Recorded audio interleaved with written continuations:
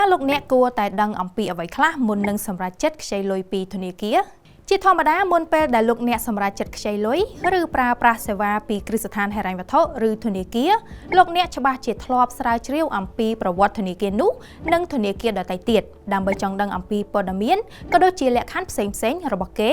ឬនិយាយដោយសាមញ្ញនឹងងាយយល់ថាលោកអ្នកដើរស្វែងរកធនាគារណាដែលល្អនិងសមស្របជាមួយអ្នកចង់ដឹងឬអត់ថាតើមានកត្តាអ្វីខ្លះដែលលោកអ្នកគួរតែគិតនិងពិចារណាឲ្យបានល្អមុននឹងសម្រេចចិត្តខ្ចីលុយពីធនាគារ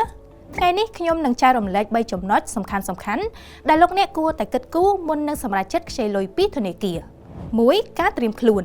លោកអ្នកត្រូវតែដឹងអំពីចំនួនទឹកប្រាក់ដែលលោកអ្នកត្រូវការនិងដឹងអំពីស្ថានភាពលុយកាក់របស់លោកអ្នកដែលមានដូចជាចំណូលចំណាយការចំណាយចាំបាច់និងការចំណាយដែលមិនចាំបាច់និយាយដោយងាយៗគឺលំហូរសាច់ប្រាក់ដើម្បីឲ្យលោកអ្នកអាចដឹងអំពីលទ្ធភាពសងហើយអ្នកគួរតែមានលុយសន្សំសម្រាប់ការពារពេលដែលលោកអ្នកមានបញ្ហាហិរញ្ញវត្ថុផងដែរ 2. ប្រៀបធៀបធនាគារនិងធនាគារនៅត្រង់ចំណុចនេះគឺសំខាន់ណាស់សម្រាប់អ្នកដែលខ្ចីចាំបាច់ត្រូវតែដឹងមុនពេលសម្រេចចិត្តខ្ចីលុយបើមិនអញ្ចឹងទេនោះលោកអ្នកអាចនឹងជួបការខាតបង់និងមានបញ្ហាជាមួយនឹងធនាគារក្រោយពីការខ្ចីក៏ថាបានមុននឹងជ្រើសរើសខ្ចីលុយពីធនាគារណាមួយលោកអ្នកត្រូវតែដឹងអំពីចំនួនការប្រាក់ដែលលោកអ្នកត្រូវបង់ជាប្រចាំខែឬប្រចាំឆ្នាំ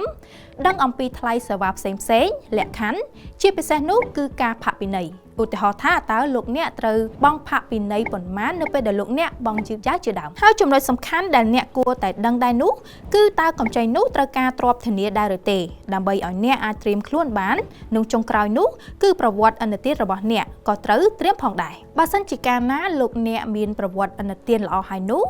ពោលគឺលោកអ្នកធ្លាប់ខ្ចីគេហើយមិនដែលបង់យឺតយ៉ាវនោះធនាគារនឹងផ្ដល់កម្ចីលោកអ្នកបានលឿនព្រមជាមួយនឹងលក្ខខណ្ឌល្អៗមកជាមួយផងដែរ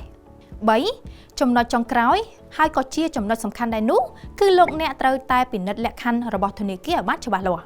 ហើយអ្វីដែលសំខាន់ទៅទៀតនោះគឺអ្នកពុំគួរមើលតែទៅលើអត្រាការប្រាក់តែមួយមុខប៉ុណ្ណោះនោះទេដោយសារតែពេលខ្លះគេឲ្យការប្រាក់ទាបមែនប៉ុន្តែធនាគារអាចតម្រូវឲ្យលោកអ្នកមានទ្រព្យធានានិងមានលក្ខខណ្ឌដែលចងដូច្នេះរៀងរាល់ពេលដែលលោកអ្នកខ្ចីលុយពីគ្រឹះស្ថានធនាគារនិងហិរញ្ញវត្ថុលោកអ្នកត្រូវតែសិក្សាឲ្យបានលម្អិតនិងគ្រប់ជ្រុងជ្រោយជាពិសេសការត្រៀមខ្លួនរបស់លោកអ្នកជៀសវាងខ្ចីហើយមានបញ្ហានៅពេលក្រោយក្រៅតែពីនោះលោកអ្នកក៏ត្រូវប្រាកដថាធនាគារដែលលោកអ្នកខ្ចីមានទីតាំងច្បាស់លាស់មានអាជ្ញាប័ណ្ណត្រឹមត្រូវឬមានការទទួលស្គាល់ពីធនាគារជាតិនៃកម្ពុជាហើយលោកអ្នកក៏ពុំគួរពិនិត្យតែទៅលើអត្រាការប្រាក់ទាបតែមួយមុខនោះទេប៉ុន្តែលោកអ្នកត្រូវតែពិនិត្យទៅលើលក្ខខណ្ឌនិងតម្រូវការរបស់គ្រឹះស្ថានដែលគេចងដើម្បីការពារខ្លួនពីបញ្ហានៅថ្ងៃក្រោយ